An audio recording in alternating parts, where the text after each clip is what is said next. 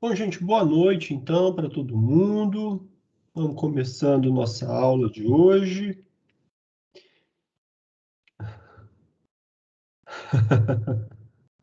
Todo mundo tá assim, Reide. Todo mundo tá assim. Vamos começando, então, a nossa aula de hoje. Primeira coisa, eu quero comentar com vocês sobre a lista de exercícios.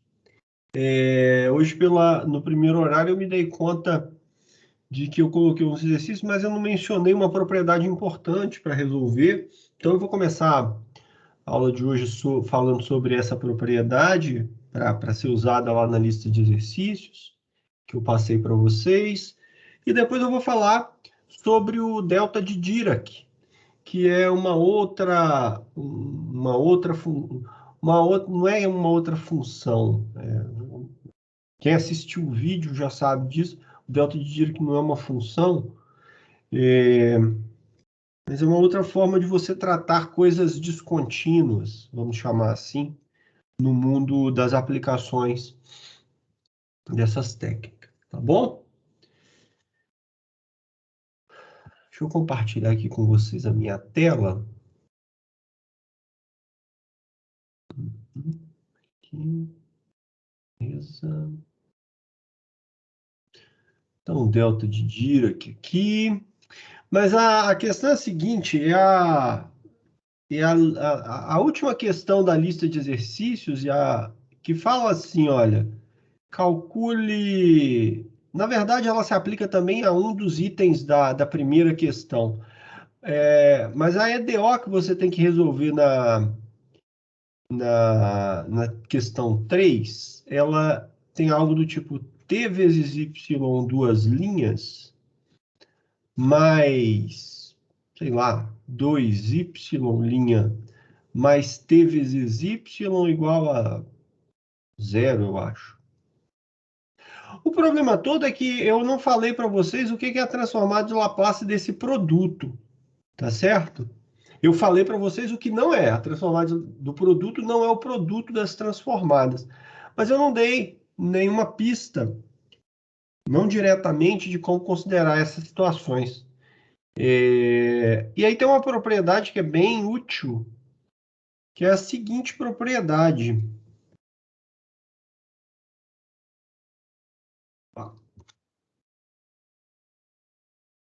A propriedade, ela relaciona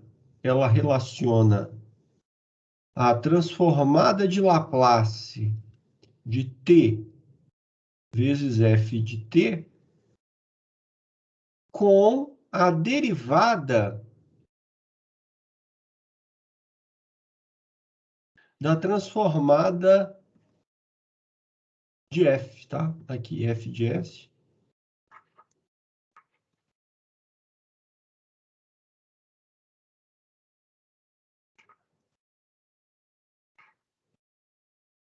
Então, calcular a transformada de Laplace do produto t vezes f de t, basta você derivar a transformada de Laplace da função f.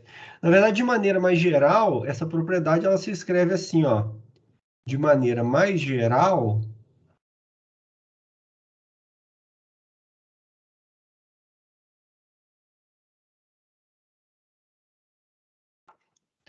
você tem o seguinte: como é que eu calculo a derivada, a transformada de Laplace de uma potência t elevado a n vezes f de t? Tá? Como é que eu calculo essa transformada de Laplace? E aí, vou corrigir aqui.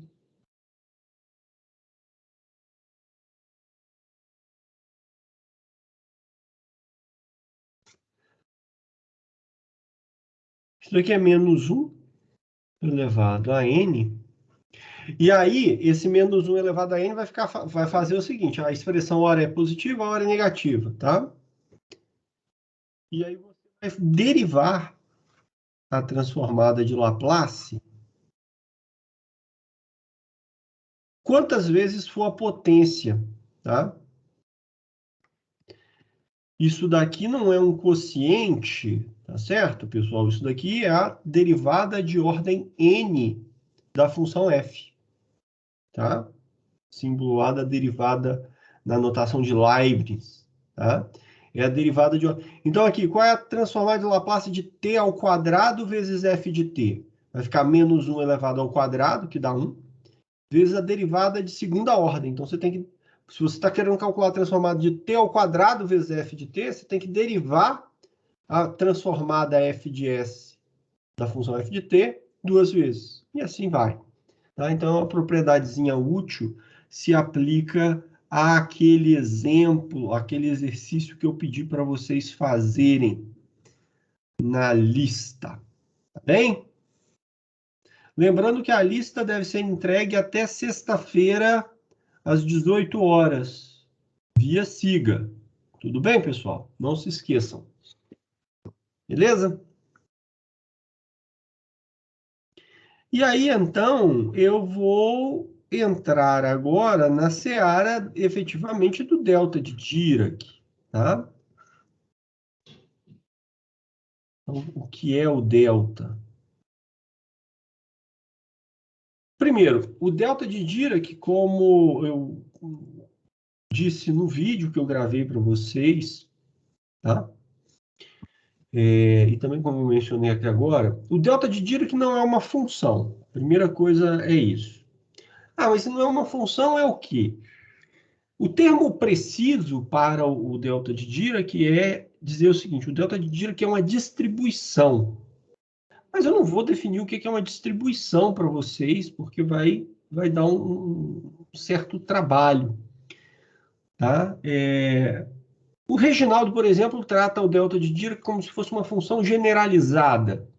É uma boa saída para você dar um nome para ele, tá? Que não seja uma distribuição, que parece ser uma coisa mais estranha ainda. Não pense que o delta de Dirac é mais do que uma função, vamos pensar assim. E como é que ele é definido? Ele é definido por uma propriedade, tá? Isso está bem explicadinho lá no vídeo que eu gravei, mas vamos só aqui o seguinte, olha, o delta de Dirac,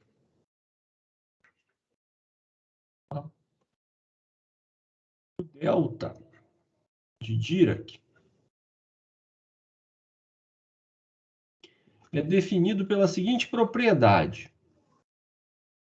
Ele não tem uma expressão, note a diferença. Ele não tem uma expressão igual a uma função quadrática, uma função trigonométrica. Ele é definido pela seguinte propriedade.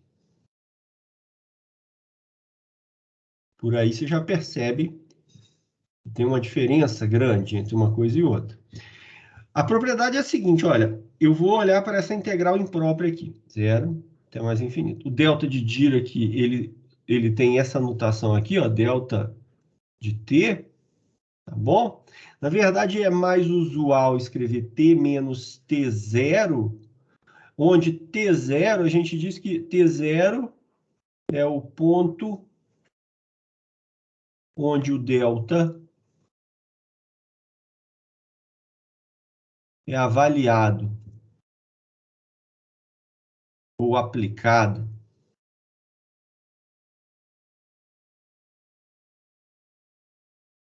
Tá? Então, essa é a notação, delta de t menos t0, é onde o t0 é o ponto onde o delta é aplicado. E aí, a propriedade que define o delta é o seguinte, olha, se você multiplicar o delta por uma função f de t qualquer, não qualquer, mas por uma função f de t, isso tem que ser igual à própria função f avaliada em t0 para todas, o delta tem que satisfazer isso, para todas as funções f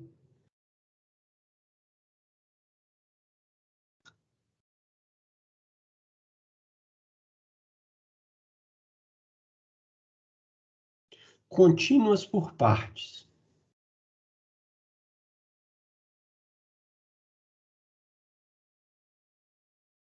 E aqui é descontinuidade salto.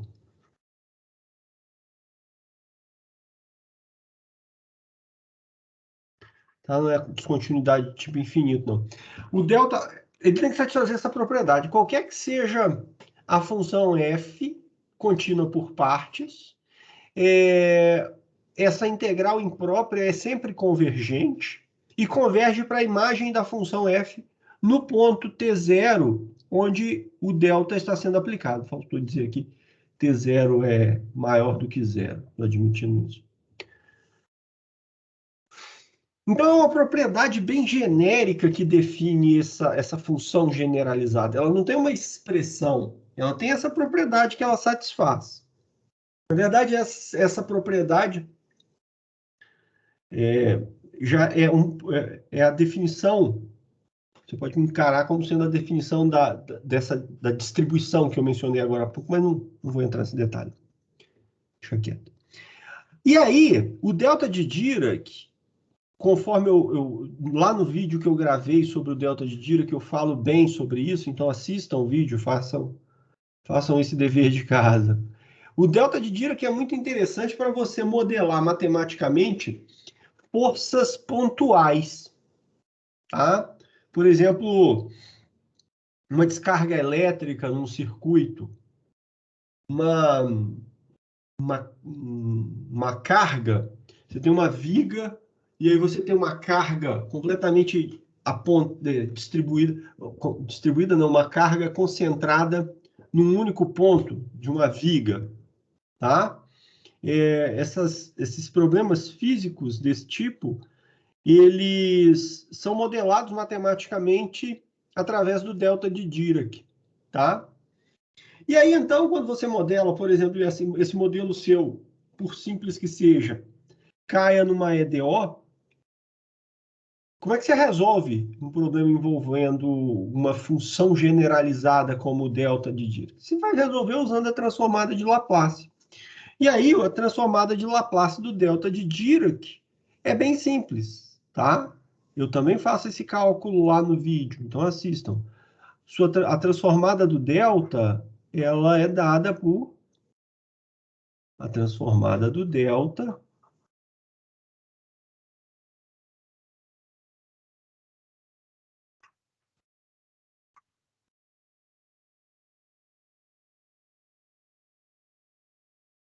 opa,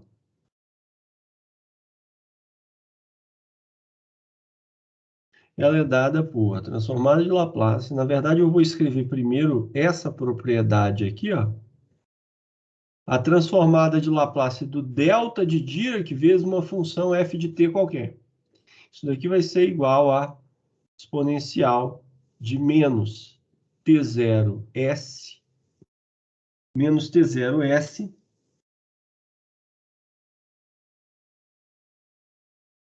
vezes f de T0. É uma propriedade que vem diretamente da definição da transformada de Laplace de uma função e da própria definição do delta de Dirac. Tá? Em particular,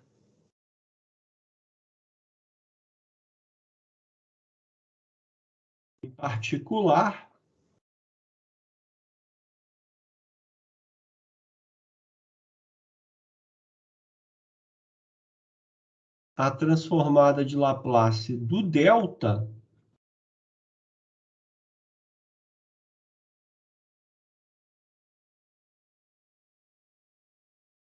é simplesmente exponencial de menos T0S.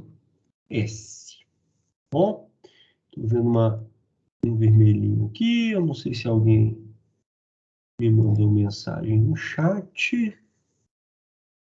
Não. Boa noite, Guilherme. Então é isso. Basicamente, o que você precisa para resolver um problema de valor inicial envolvendo delta de Dirac são essas duas propriedades. Delta vezes uma função f de t, a transformada de Laplace desse produto é exponencial de menos t0s vezes f de t0. A transformada de Laplace de um delta é assim, está aqui. Bom? Então, para a gente, né, entender um pouco melhor isso, vamos resolver um PVI aqui envolvendo o delta de Dirac.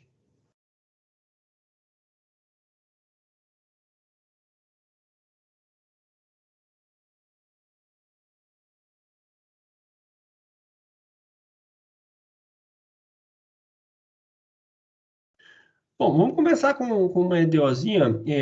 Vou escrever assim, ó, Y duas linhas, Y duas linhas, mais, mais Y, mais Y linha,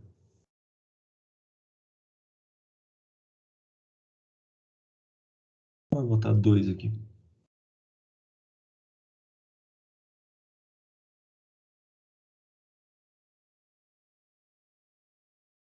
Mais 5Y igual a... Vamos botar um delta aqui. Mas vamos botar um delta multiplicado por uma função. Sei lá, uma função potência aqui, ó, t elevado a 10 vezes o delta de t menos 6. Condições iniciais, y de 0 igual a 1, y' de 0 igual a 1 também. Do ponto de vista de modelagem, isso poderia, por exemplo, ser o modelo de um sistema massa-mola, tá?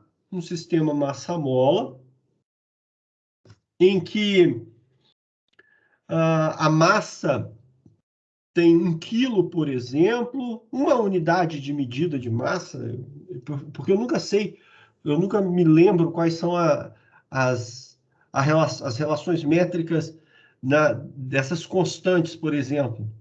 Então, se a massa é dada em quilo, essa constante aqui, essa outra constante aqui, eu fico sempre na dúvida. Então, a massa presa à mola tem uma unidade de medida, a constante elástica, da força elástica da mola é de 5 unidades de medida, e a força de resistência ao movimento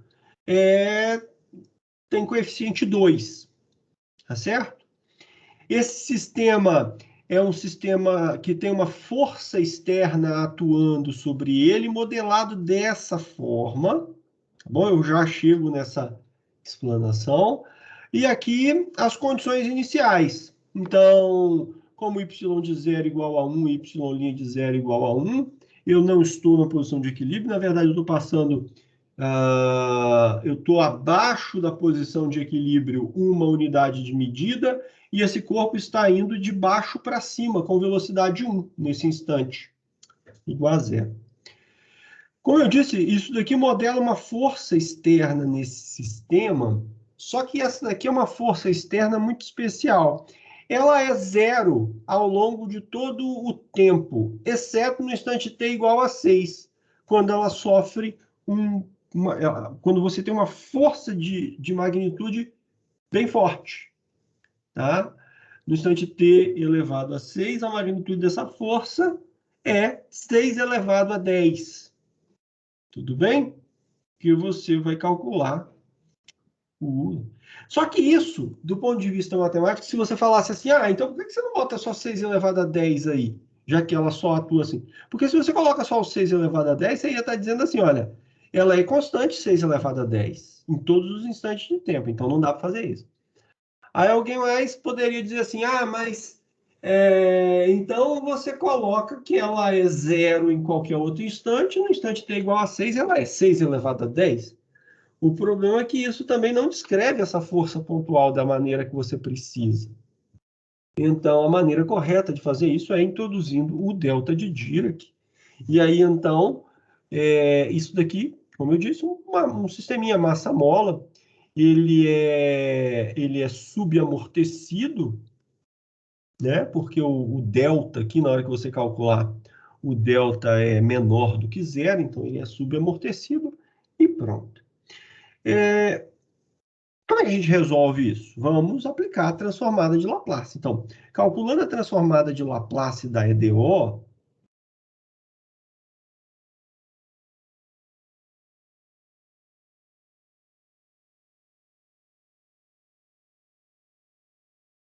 quando a gente faz isso, a transformada de Laplace já vai puxar essas condições iniciais para a resolução do problema, ela já vai inserir essas condições iniciais diretamente.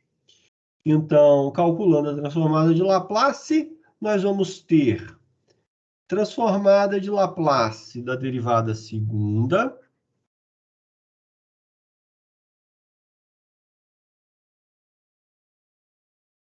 mais 2 vezes a transformada de Laplace da derivada primeira, mais 5 vezes a transformada de Laplace da y, igual à transformada de Laplace de 10 de t elevado a 10 vezes o delta de t menos 6. Aqui eu usei a propriedade da linearidade da transformada de Laplace. A transformada da soma é a soma das derivadas. Eu estou aplicando isso aqui. E agora vamos lá, olha. A transformada da derivada segunda é s ao quadrado vezes y de s. Quem é y de s?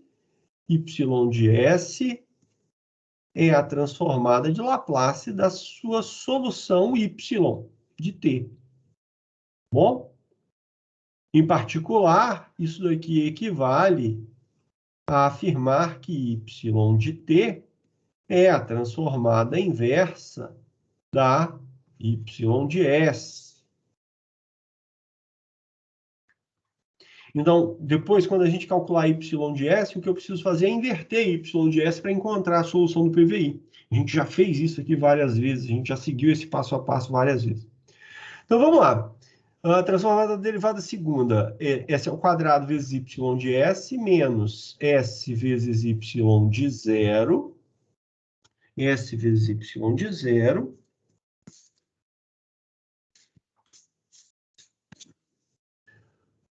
Menos y' de zero. Mais 2 vezes a transformada de Laplace da derivada primeira, que é s vezes y de s menos y de zero, mais 5 vezes a transformada de Laplace de y, que é a y de s.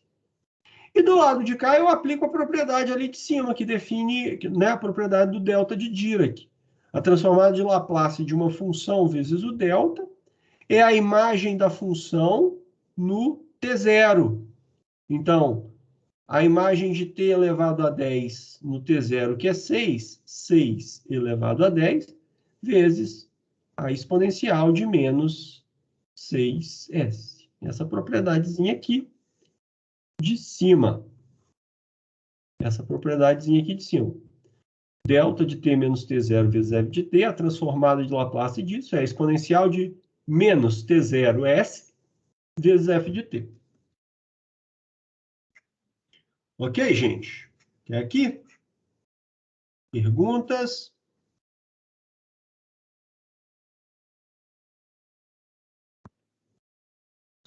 As condições iniciais são ambas iguais a 1. Então, isso daqui vai dar 1.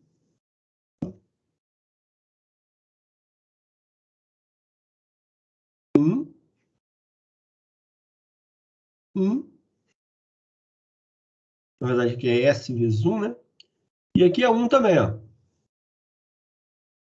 Então, veja, aqui eu posso colocar o y de S em evidência, aqui, aqui e aqui. Então, eu tenho y de S que multiplica S ao quadrado mais 2S mais 5. E sobra o quê? Sobra menos S, menos 1, menos 2. Menos 1, menos 2 dá menos 3. Igual a 6 elevado a 10. Eu não vou calcular 6 elevado a 10, certo? Deixo aqui indicado. Vezes a exponencial de menos 6s. E agora basta você acertar aqui e isolar y de s. Isolando y de s, nós vamos ter y de s igual a 6 elevado a 10 vezes a exponencial de menos 6s, vezes 1 sobre s ao quadrado, mais 2s, mais 5. S ao quadrado, mais 2s, mais 5. Mais esse s menos 3 aqui, ó, passa para cá, mais s mais 3, sobre s ao quadrado, mais 2s, mais 5. E aqui, então, pessoal, você agora tem a expressão de y de s. Qual é o próximo passo? Agora você deve identificar y de s como a transformada de Laplace de alguma função. Então, ó, devemos identificar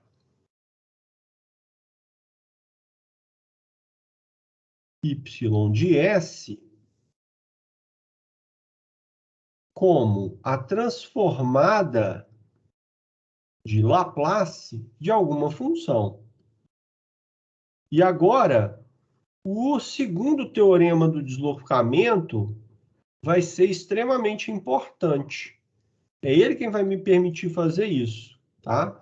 O segundo teorema que eu mencionei para vocês na aula de sexta-feira passada. Quem não assistiu a aula, eu botei o vídeo lá, então vocês podem dar uma olhadinha. Na verdade, nós já tínhamos um vídeo sobre o segundo teorema do deslocamento. Agora eu vou fazer o seguinte, quer ver? Ó? Sejam f de s igual a 1 sobre s ao quadrado mais 2s mais 5. Essa função ela vai ser a transformada de Laplace de uma função f de t, que eu ainda não sei quem é, mas eu sei que ela existe. A função g de s é essa segunda parte aqui. G de s eu vou chamar de s mais 3 sobre s ao quadrado mais 2s mais 5. E também a g de s vai ser a transformada de Laplace de uma outra função g de t, que eu ainda não sei quem é, mas estou supondo que ela existe. Com essas identificações, pessoal, eu posso escrever a y de s, que eu achei agora há pouco, da seguinte forma. Eu posso escrever que y de s é igual a 6 elevado a 10 vezes a exponencial de menos 6s vezes a transformada de Laplace da função f de t, mais a transformada de Laplace do g de t. Essa parcela aqui é a minha f de s, que é a transformada de Laplace da f de t. Essa parte aqui é a minha g de s, que é a transformada de Laplace da g de t. E, portanto, a y de s é a transformada de Laplace de 6 elevado a 10 vezes e elevado a menos 6s. Opa, calma.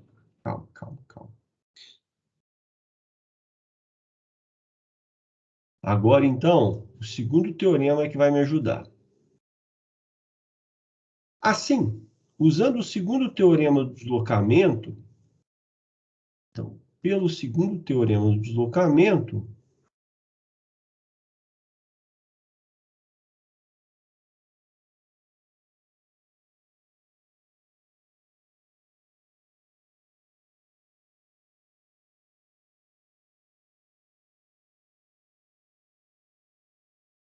O segundo teorema de deslocamento, ele me diz o seguinte, esse produto que aparece aqui, ó, esse produto que aparece da exponencial de menos 6s pela transformada de Laplace de f de t, na verdade, esse produto é a transformada de Laplace, isso aqui é constante, não tem nada. A transformada de Laplace da função degrau, o 6 de t vezes f de t menos 6. Aqui eu estou usando diretamente o segundo teorema do deslocamento nessa parcela. Toda vez que você tem uma exponencial multiplicando a transformada de Laplace de uma função, uma exponencial negativa, multiplicando a transformada de Laplace de uma função, esse produto é, na verdade, a transformada de Laplace da função degrau indicada pelo índice, pelo expoente dessa exponencial, vezes a função f transladada também pelo expoente dessa exponencial. A função g de t não está multiplicada, a transformada g de t não está multiplicada por ninguém, então mais g de t. Então, aqui eu não usei nenhum teorema, usei o teorema aqui. Então, y de s, que é um s, não é um 8, y de s é a transformada de Laplace dessa função, o que implica que a y de t, a solução da EDO, a solução do PVI, a inversa da y de s, é 6 elevado a 10, o 6 de t, vezes f de t menos 6, mais g de t. Essa, então, é a solução do seu PVI. Essa é a solução do seu PVI, só que você não sabe quem é ainda essa função f de t, e você não sabe ainda quem é essa função g de t. Mas você já sabe qual é a expressão da y de t. Você já sabe qual é a cara da solução da sua EDO. Bom, a partir daí, então, basta agora a gente inverter a f de s e a g de s. Então, para concluir a resolução,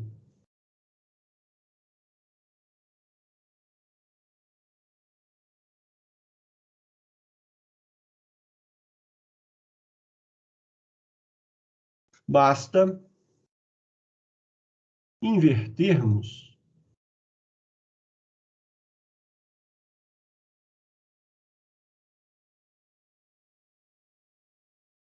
f de s e g de s. Tá? A gente só precisa agora calcular essas inversas. E essas inversas vão ser bem simples, mas nós vamos usar novamente um teorema importante. Não mais o segundo teorema, a gente vai usar o primeiro teorema do deslocamento. Se bem que não, aqui nem isso a gente vai usar. Vamos ver. Então, aqui, ó. A f de s é igual a 1 sobre s ao quadrado mais 2s mais 5. Esse polinômio, ele não tem raiz real. Se ele não tem raiz real, ele não pode se fatorar e você não precisa, você não vai escrever essa fração como uma soma de frações parciais. Nesse caso, o que você vai fazer é completar quadrado nesse denominador, que aí ele se escreve como 1 sobre s mais 1 ao quadrado mais 4. S mais 1 ao quadrado mais 4. E esse denominador é o denominador da transformada de Laplace do seno e do cosseno. A gente vai usar o primeiro teorema aqui mesmo, tá? Só que para ser a transformada de Laplace do seno, veja que aqui o meu valor de B é igual a 2 e o meu valor de A, nesse caso, igual a menos 1. Então, para ser a transformada de Laplace do seno, aqui é 2 ao quadrado, 4. Então, esse 2 tem que aparecer lá em cima. Eu vou, então, multiplicar e dividir por 2 essa expressão, e aí pronto. S mais 1 ao quadrado mais 4. E agora sim, essa expressão que nós temos aqui é a transformada de Laplace do seno de 2t, só que essa transformada de Laplace está avaliada em S mais 1. Então, agora, pelo primeiro teorema do deslocamento,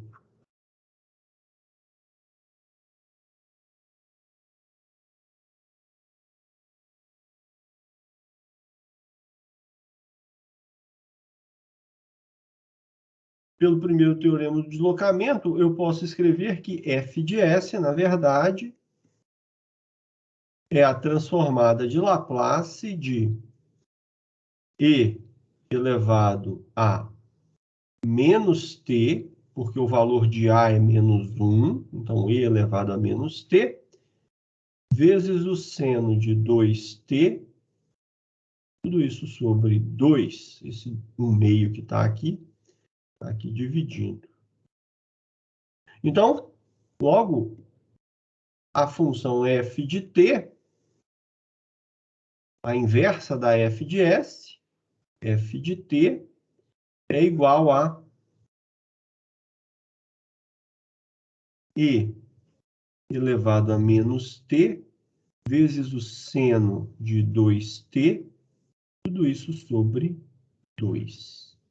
Essa é a função f de t, que aparece aqui na solução da EDO, na solução do PVI, melhor dizendo. A solução do PVI está aqui, ó, a função f de t, determinei.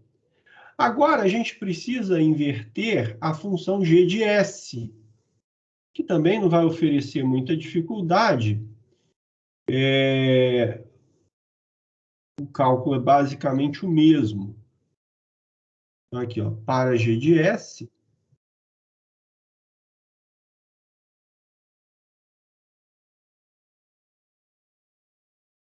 vamos ter o seguinte. G de s é igual a s mais 3 sobre s mais 1 ao quadrado mais 4. Ainda b igual a 2, a igual a menos 1.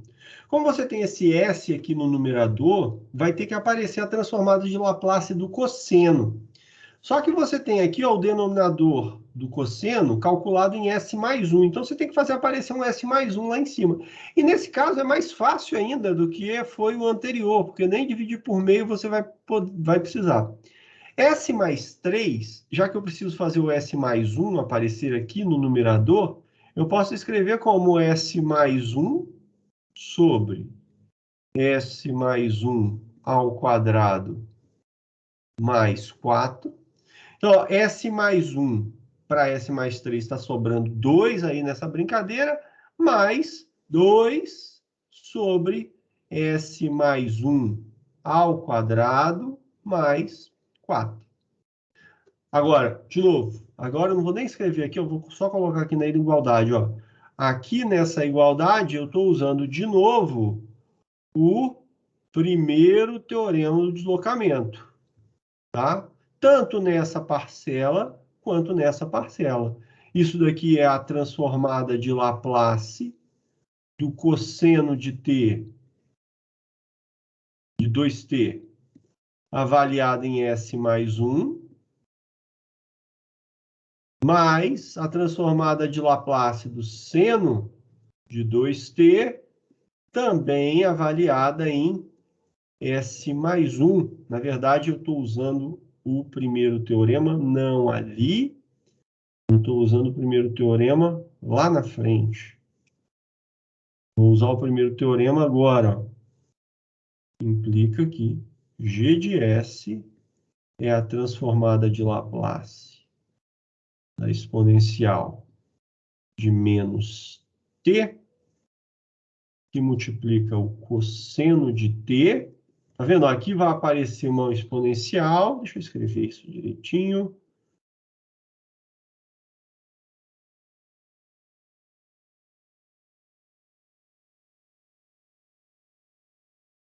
Mais a exponencial de menos t vezes o seno de t. Em cada uma das duas parcelas, você está aplicando o primeiro teorema do deslocamento. Em cada uma das duas. Então, aplicando ali o primeiro teorema do deslocamento, ele vai gerar essa implicação aqui. Isso daqui é a transformada de Laplace do cosseno de 2t aplicado em S mais 1. Então, na verdade, isso é, essa função é a transformada de Laplace da exponencial de menos t vezes o cosseno de 2t, da mesma forma. Tá? Então, isso daqui em particular implica que G de t... Oi, seria diga. 2t ou não? Ali do lado 2t, obrigado. 2t, aqui no seno, né? Então, a G de t é igual a exponencial de menos t vezes o cosseno de t mais... Ô, diacho, já estou errando de novo. Cosseno de 2t mais seno de 2t. Então, está aqui a expressão para a função g de t que nos faltava. Uma coisa, pessoal, que não é necessário é o seguinte. Você tem aqui ó, a expressão da y de t, que nesse caso é relativamente pequena, tá certo? A y de t é relativamente pequena. A função f de t que nós calculamos e a função g de t que nós calculamos também são simples. Então, nesse caso, não tem mal nenhum. Concluímos assim.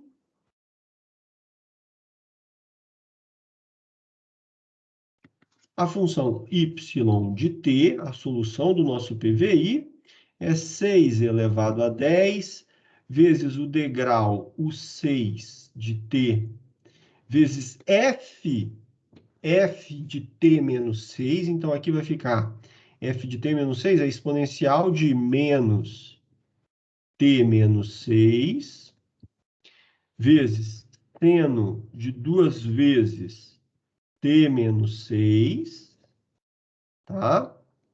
Então, isso daqui é f de t menos 6, calculado, mais a g de t. A g de t é a exponencial de menos t vezes cosseno de 2t mais seno de 2t.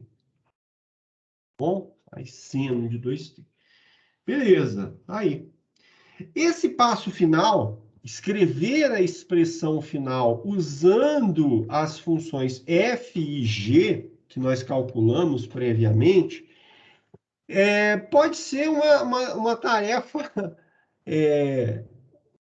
fadada ao insucesso se, por exemplo, a transformada de Laplace y de S, da solução, tiver muitas parcelas, tá? Porque aí você vai escrever uma linha gigantesca.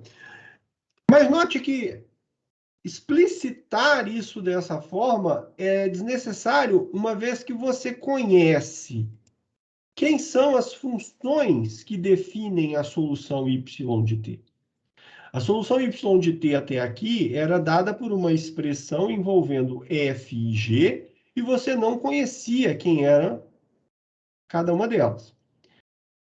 Você avançou e calculou a inversa f de s, a inversa de f de s, encontrando f de t, calculou a inversa de g de s, encontrando g de t. Então, agora, quando você volta nessa expressão aqui, da solução do PVI, tudo já é conhecido depois daqueles passos finais. A sua função f, você já descobriu quem é. A sua função g, você já descobriu quem é. Então, essa expressão define efetivamente a solução do seu PVI, porque agora você já conhece quem são as funções envolvidas. Bem? Então, aquele último passo que eu fiz lá, não é necessário. O que é necessário é você dizer quem são essas funções. Fzinho e Gzinho de T. Tudo bem?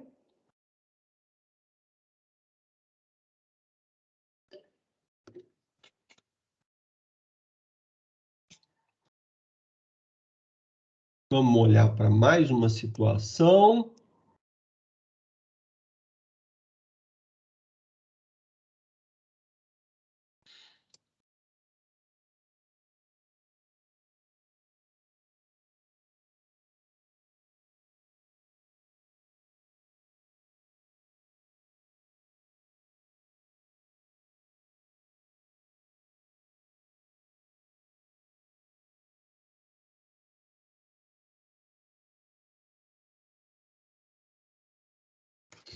Bom, vamos resolver um outro PVI aqui. Um segundo exemplo. Resolva o PVI. Vamos lá. Agora eu vou colocar aqui y duas linhas mais 6y'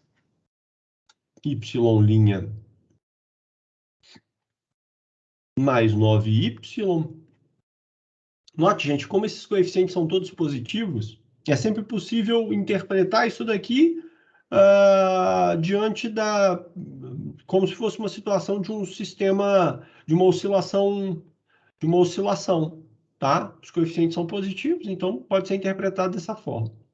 Vou fazer isso aqui agora novamente. Mas agora imagine o seguinte, que você tem aqui uma soma, por exemplo, igual tem na lista de exercícios, uma soma com um delta de Dirac calculado em t menos 2, mais uma função de Heaviside, uma função degrau, calculada em t igual a 5, por exemplo. 5 não, porque esse 5 é um saco. Em 6 já tem ali. 10. O 10 aqui de t, tá?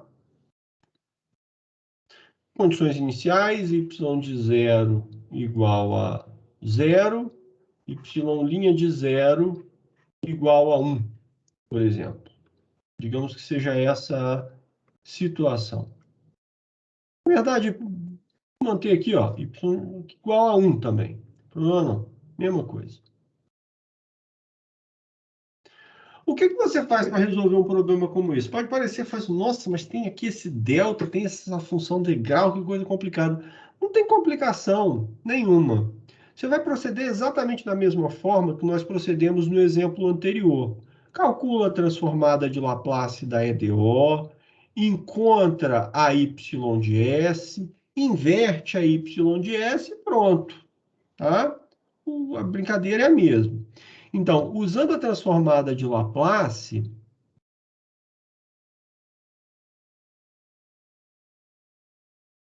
nós vamos primeiro calcular a transformada de Laplace da EDO. Então, nós vamos ter aqui, ó, T, transformada de Laplace da derivada segunda, mesma coisa, mais 6 vezes a transformada de Laplace da derivada primeira, um Szinho aqui, ó. Transformada de Laplace da derivada primeira, mais 9 vezes a transformada de Laplace da própria y, igual a transformada de Laplace do delta de t menos 2. Então, o meu t0 aqui do delta de Dirac é 2. O degrau da minha função degrau ocorre em t igual a 10. Então, o 10 de t. Tá? E pronto.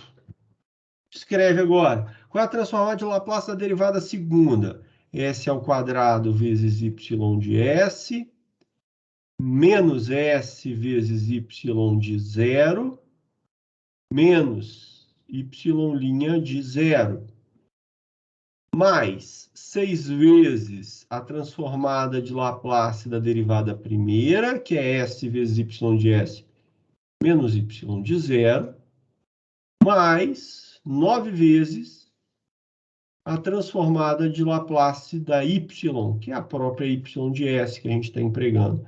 E aí, novamente, usando a... Né, mas eu não lembro disso. Isso está escrito lá naquela tabela de transformadas de Laplace. Isso é importante. Você, a toda hora que você está com uma dúvida em qual é a transformada de Laplace de algo, procura lá a tabela. Isso vai acabar ficando na tua cabeça, tá? A transformada de Laplace do delta apenas é a exponencial de menos 2s. Por que menos 2? Por que 2? Porque o delta está sendo avaliado em t0 igual a 2, mais a transformada de Laplace da função degrau U10 é a exponencial de menos 10s sobre s. Aqui. Bom. E aí agora você precisa isolar. Isolando o y de s,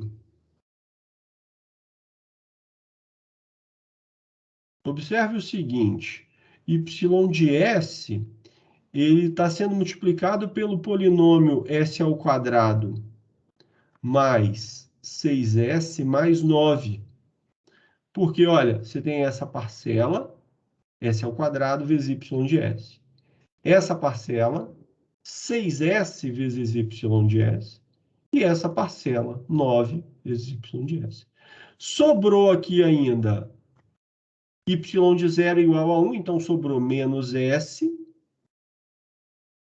menos 1, e aqui vai sobrar menos 6, ó, porque y de 0 é 1, 6 vezes menos 1 dá menos 6. Menos 6 menos 1, menos 7. E do lado de cá... Uma coisa que você não deve fazer em hipótese alguma é tentar somar essa expressão aqui, ó. Ah, mas esse S no denominador, eu posso passar para lá? Pode. Ele não vai te ajudar em nada, só vai te atrapalhar. Não some essa expressão. Trabalhe com ela do jeito que está. Então, veja bem, pessoal, esse menos S menos 7 aqui, nós vamos passá-lo lá para o outro lado, tá certo? E esse camarada, S ao quadrado mais 6S mais 9, nós depois vamos passar dividindo. Agora, observe o seguinte, S ao quadrado mais 6S mais 9, na verdade, é um produto notável, é S mais 3 ao quadrado, tá? Então, a gente já vai passar dividindo por S mais 3 ao quadrado para facilitar aqui a escrita dessa expressão. Bem? Então, assim.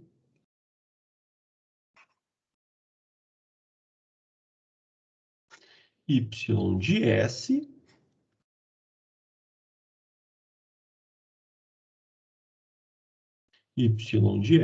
é igual a exponencial de menos 2s vezes 1 sobre s mais 3 ao quadrado. S mais 3 ao quadrado. Ó, essa exponencial aqui, esse camarada passou dividindo.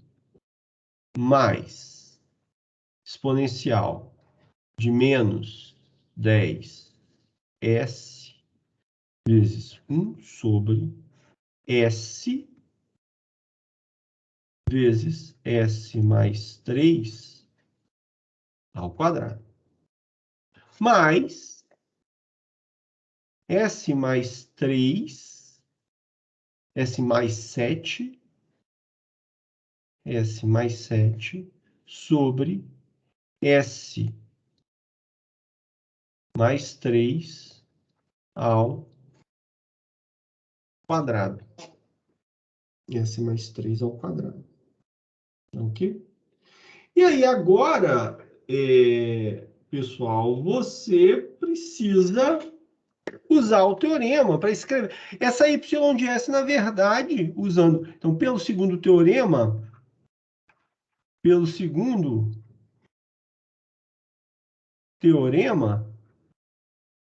do deslocamento,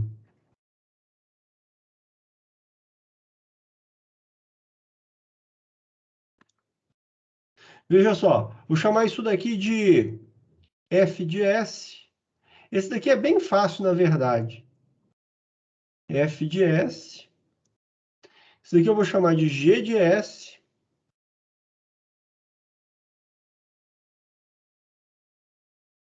G de S. E essa daqui eu vou chamar de H de S. Cada uma dessas é a transformada de Laplace de alguém. Isso aqui é a transformada de Laplace de uma função f'zinho. Isso daqui é a transformada de Laplace de uma função g'zinho. Isso aqui é a transformada de Laplace de uma função h'zinho. E aí, quando você usa o segundo teorema do deslocamento, essa parcela e essa parcela, usando, né, nessas duas parcelas, você então escreve que y de S é igual à transformada de Laplace. Essa exponencial aqui indica que eu tenho um degrau, o 2 de t, multiplicando a f'zinho de t menos 2.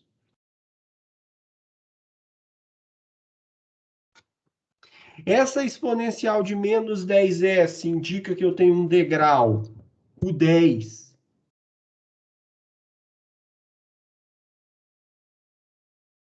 multiplicando a função g de t menos 10. E essa daqui é a transformada de Laplace da função h'zinho. Então, eu tenho aqui mais uma função h'zinho de t. Essa daqui não tem t menos ninguém, porque não tem nenhuma exponencial multiplicando essa expressão. Certo? Então, aqui... Uma vez que você identificou o y de S como a transformada de Laplace dessa função, desta forma,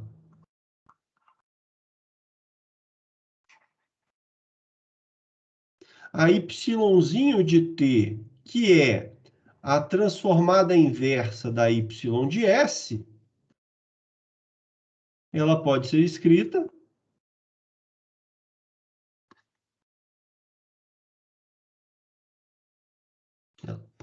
não, é dada, na verdade,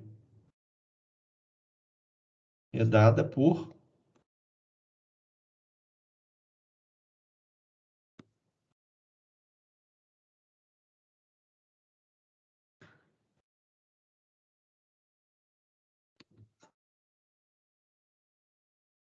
y de t igual a... Vou colocar essa h de t aqui na frente, o 2 de t vezes f de t menos 2, mais o 10 de t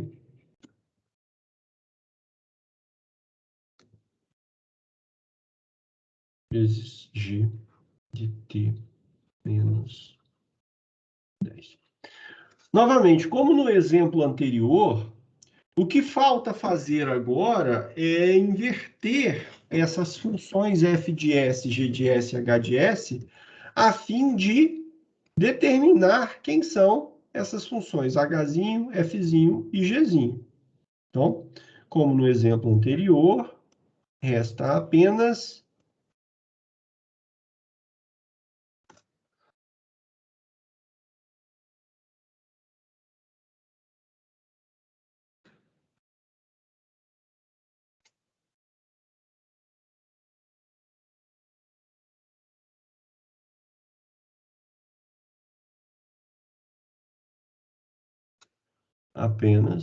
inverter, calcular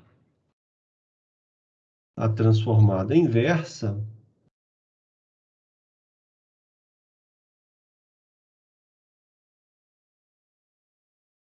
de f de s G de S e H de S.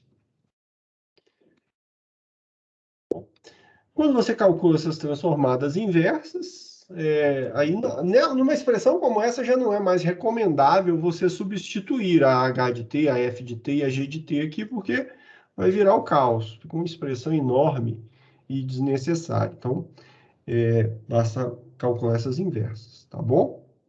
Eu vou deixar o cálculo dessas inversas como um exercício para vocês. Vocês estão fazendo os exercícios da lista e é bom que vocês vão estudando um pouquinho para a prova, tá? Mas nesse caso aqui é bem trivial. Isso daqui é a transformada da função t avaliada em s mais 3. 1 sobre s ao quadrado, 1 sobre s ao quadrado é a transformada de Laplace da função t avaliada em s. 1 sobre s ao quadrado é a transformada de Laplace da função t. 1 sobre s mais 3 ao quadrado, então, é a transformada de Laplace da função t avaliada em s mais 3. Bom, então, isso aqui é exponencial de menos 3s. Não, na verdade, isso aqui é a transformada de Laplace. É isso mesmo, da exponencial de menos 3s vezes t. Aqui você vai ter que usar frações parciais, porque aí você tem esse produto aqui, você precisa efetivamente decompô-lo. Então, você vai precisar usar frações parciais aqui.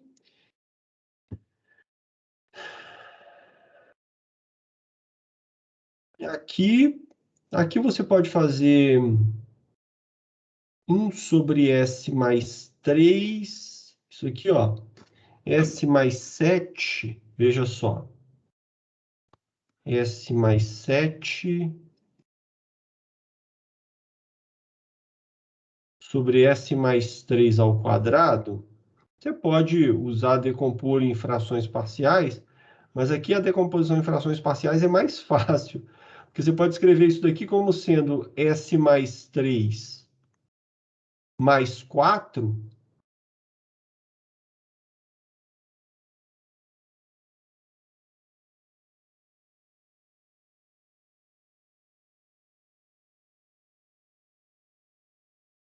Tá? Isso daqui é igual a 1 sobre S mais 3. A decomposição em frações parciais aqui é fácil de ser calculada.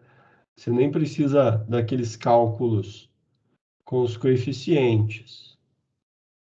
E aqui, isso daqui é a transformada de Laplace da exponencial de menos 3t. E isso daqui é a transformada de Laplace de t vezes a exponencial de menos 3t também. Então, eu vou deixar para vocês concluírem esse exemplo. Joia? Pessoal, na sexta-feira, então, eu vou liberar a prova para vocês, tá? Eu elaborei uma prova bem pequena.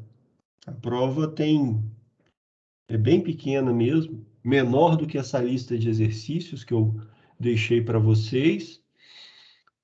Mais simples, inclusive, do que essa lista de exercícios. Então, eu vou dar para vocês 24 horas para resolverem, tá? A prova, eu vou abrir ela na sexta-feira, às 18h50, e na verdade, um pouquinho mais de 24 horas, umas 25, 26 horas, e vocês vão ter até as 22h30 do sábado para me entregarem, tá?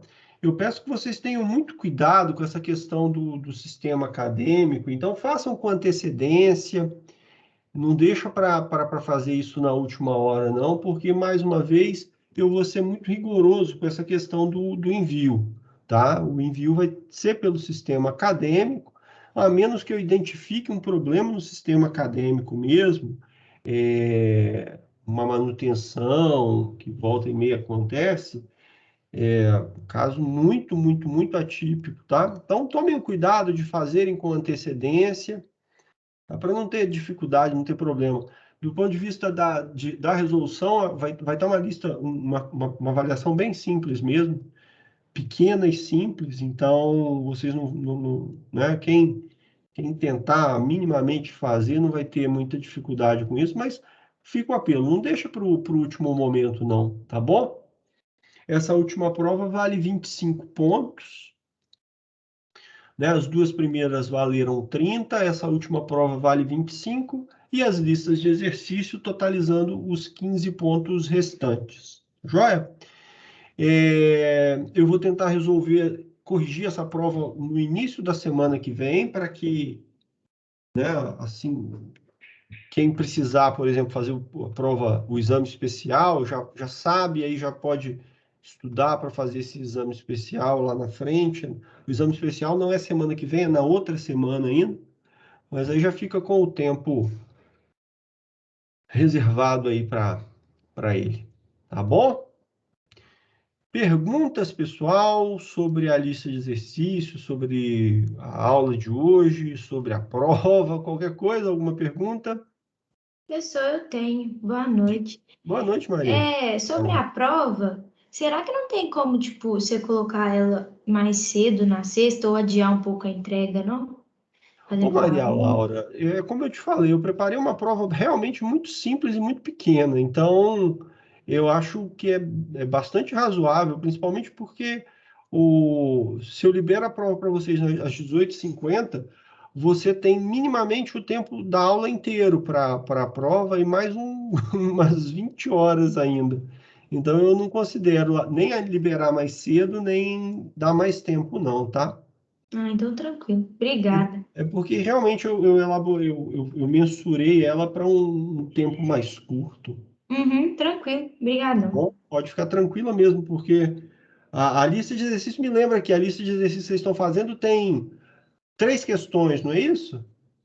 São 3 questões. A primeira questão tem letra A, B, C, não tem? A, B, C, D? A minha tem A e B na A, na um e na 2 e a 3 é normal, sem letra.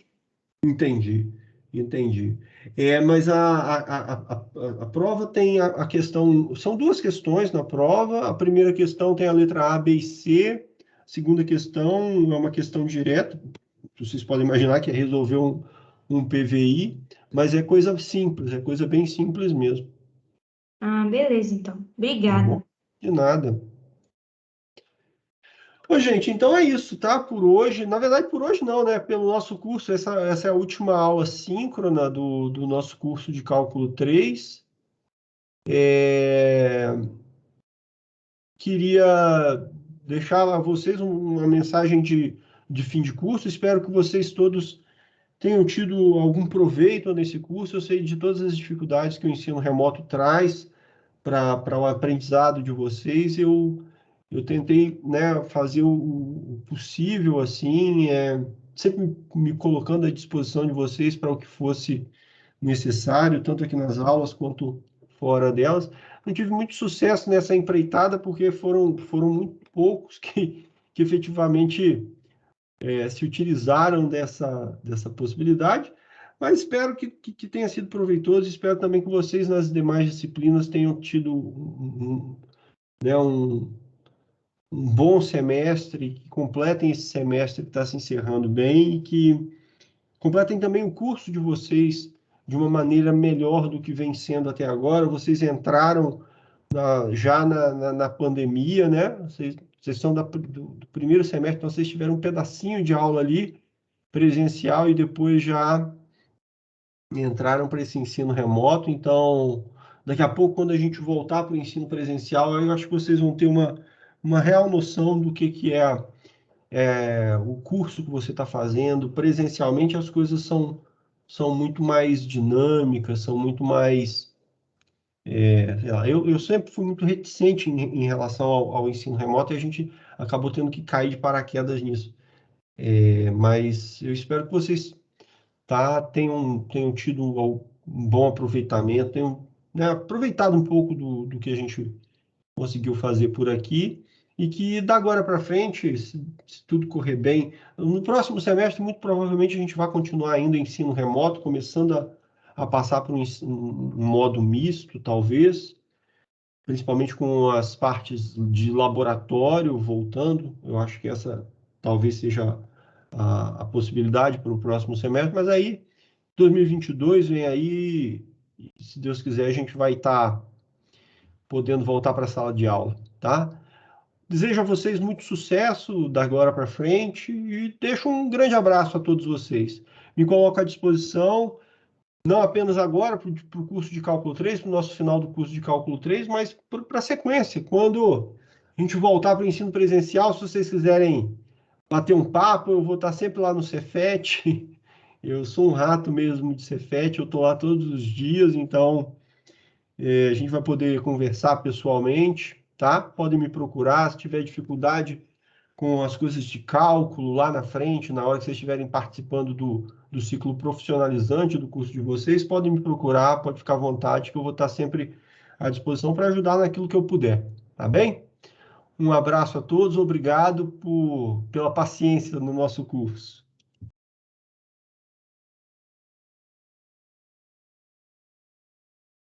Valeu, professor. Obrigada. Boas férias.